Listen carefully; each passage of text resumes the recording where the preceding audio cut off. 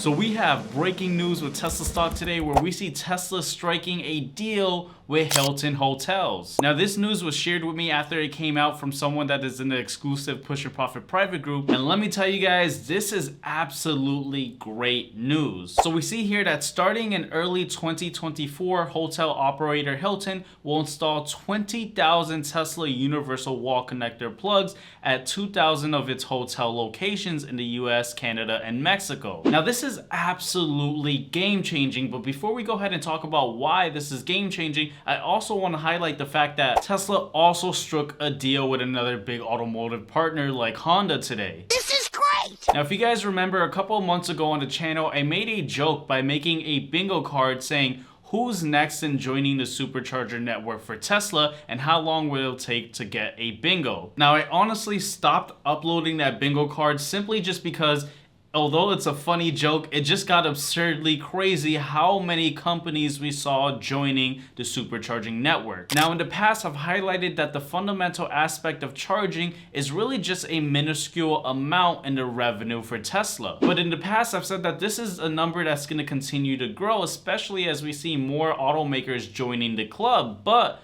what happened today with Hilton is special because now it's not just EV car companies that are going to be joining the supercharging network, but now we're seeing other brick and mortar businesses joining. And so this actually opens up a world of a bunch of other possibilities that we absolutely need to be excited about. And so in the future, as we start seeing the EV trend continue, we could maybe see retail chains start implementing and joining the supercharging network for Tesla, or we may end up seeing airports. And of course, this is going to be huge for Tesla. We're going to start seeing these numbers start trending upwards. But with that said, I want us to stop taking a look at the news and this catalyst event. We're going to go ahead and talk about Tesla stock later on in this video, but I want us to pay attention to some of the economic aspects that have recently taken place. Now today before the market opened at 8:30 a.m., we had the initial jobless claims. Now the jobless claims number, this comes out weekly and it's different from the unemployment rate. See, the jobless claims are people who are filing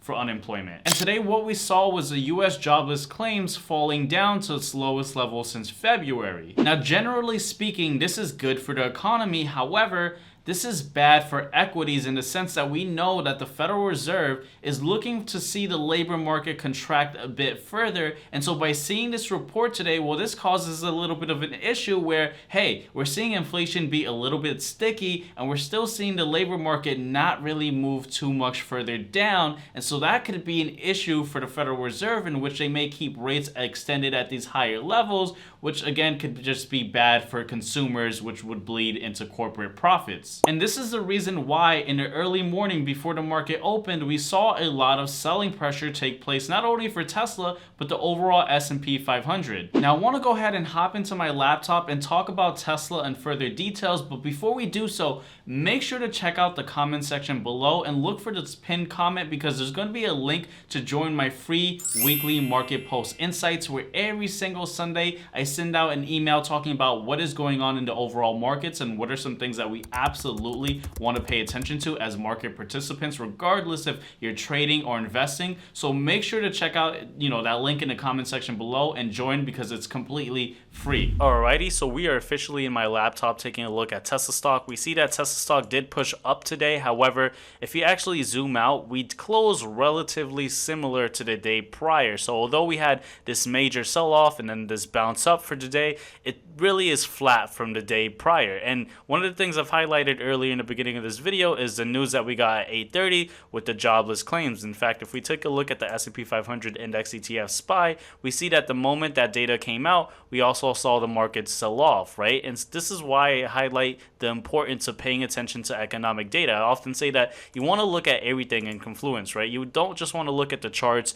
or just the fundamentals. You want to use both of those pieces of data, but combine it with catalyst events such as what we got today. For example, the minute that news came out, we started seeing Tesla move upwards. And of course, the news I'm referring to is the news of Hilton and also Honda joining the supercharging network. So, you want to use economic data, you want to use alternative data, fundamental data, technical data analysis, and also just catalyst events. Now, let's go ahead and take a look at Tesla from a daily time frame, right? So One of the things I've been talking about has been this area right over here. For a while, I've talked about it on the channel, how this is an area where we really want to pay attention to Tesla because we're at a pivotal moment. Now, let me explain the reason why I've said this in previous videos.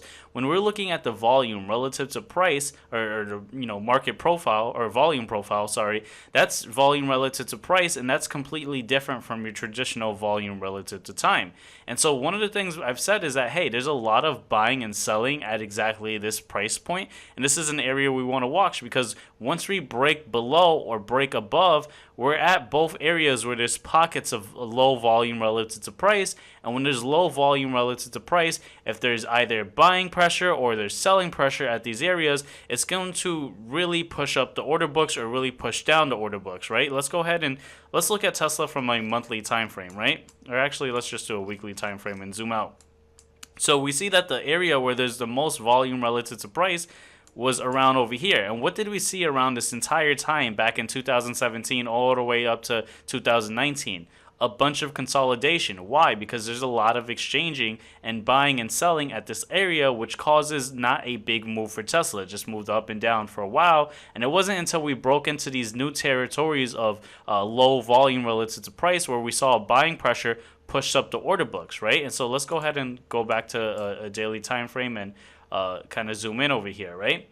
So one of the things I've been saying is, hey, we want to pay attention to whether we break above or whether we break below, because that's going to be a little bit scary if we break below and we end up seeing selling pressure for Tesla, because it could drastically fall down. In fact, when we started selling off, I talked about the earnings for Tesla on the 19th selling off, and once we started getting lower and lower, we started seeing the selling pressure get more aggressive. Why? Because there's little volume relative to price. And once the buyers came in, there was demand to push up the price. Well, we saw a big push up, again, at an area where there's very little volume relative to price. And so what do we want to pay attention to? Well, we have a lineup of economic data coming out. For example, tomorrow we have the Mayhem report, which is basically a report that you get for used cars. So a lot of dealerships, they look into these numbers, and it's important to look into that even if you're not in the automotive industry, just to understand what's going on with Tesla. But we also have the CPI coming out on the 13th. Now, this is going to be the last economic gauge into inflation before we had the Fed's hike or pause or cut on the 20th. Now, I've said for a while, and I've held my stance, that I believe the Feds are most likely going to pause on September 20th, and that's going to be presented as a bullish catalyst event.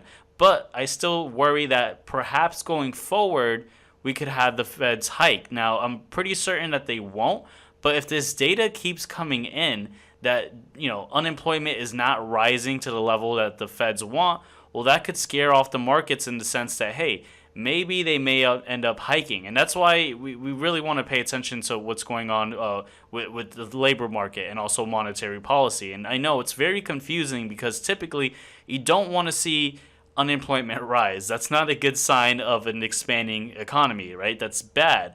But the reason why the market sees that as bullish is because we want the Feds to get whatever data that they want so that they could start pausing and then cutting rates and put us back into a economic cycle where things start expanding, right? And we have to understand that bull markets last much more longer than bear markets. So although we've been in a bear market, I know some people may find that difficult to believe because we've rallied so high up in 2023. We have to understand that we've sold off a tremendous amount since pretty much last year, right? So that's something that and let me go ahead and zoom out first of all.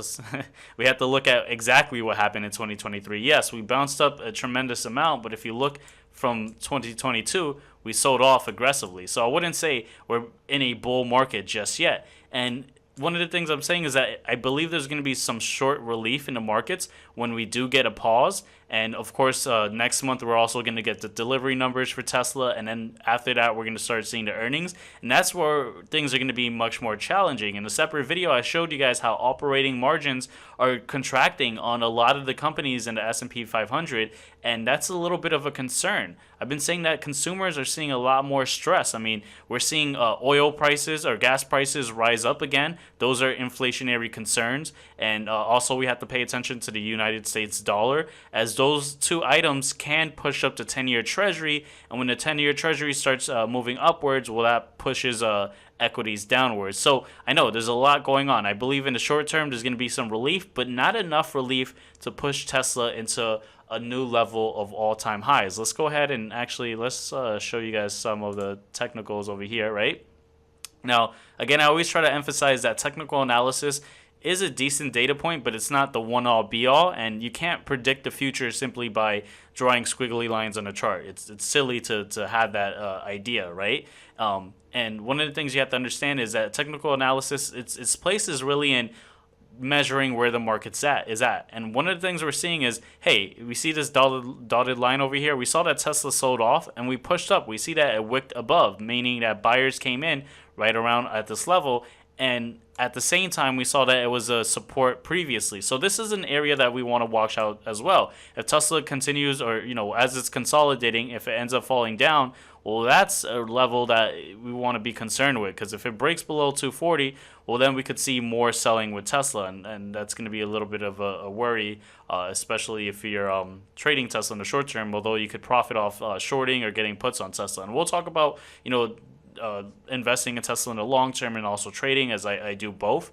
But before we even talk about that, one of the things we have to pay attention to is if we do get that short-term relief that I believe that we're going to be getting into the end of September, we're still at this largely descending trend line that we had with Tesla, where it's been getting rejected at this area for quite some time now. And that's a significant area that we want to pay attention to. And so if you're someone who's investing in Tesla in the long term, well, yeah, these small movements moving sideways or up and down, none of that really matters. What really matters is when you see that enormous amount of selling pressure taking place and you see that confirmation of an uptrend, that's when you just go ahead and average in and buy more into your long-term portfolio. That's what I do. Again, there's some individuals who dollar cost average equally each month, and that's fine too. I do that for a lot of the index funds that I invest in. By the way, a lot of people think I'm like a stock picker. I'm actually not, right? Just to clarify, my long-term portfolio, I would say a majority of it is just boring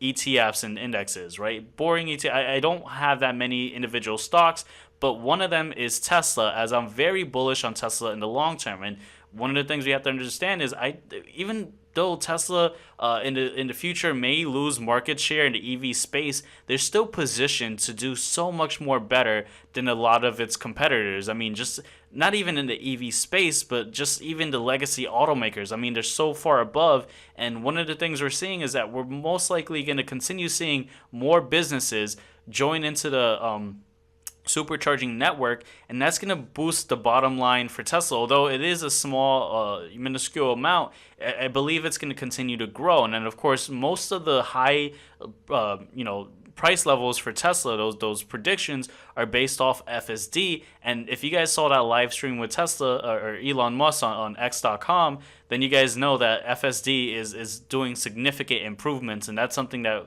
we want to continue seeing, right? And so that's why I'm bullish on Tesla in the long term. I do believe that eventually we're going to break out of this descending trend line and continue moving upwards, especially as we go into 2025 and 2030. I think 2024, around that middle half of the year, is when we're going to have that big pivotal moment. But right now is where we're seeing things not look too well. Again, we're seeing a lot of economic science pointing towards hardship, right? In yesterday's video, I went a little bit in details talking about the reverse repo markets, although I'm going to save that information for individuals who are part of the Push and Profit private group. As I saw in the YouTube analytics, when you kind of go deeper into topics, people kind of tend to tune off a little bit, as it's a little bit too deep.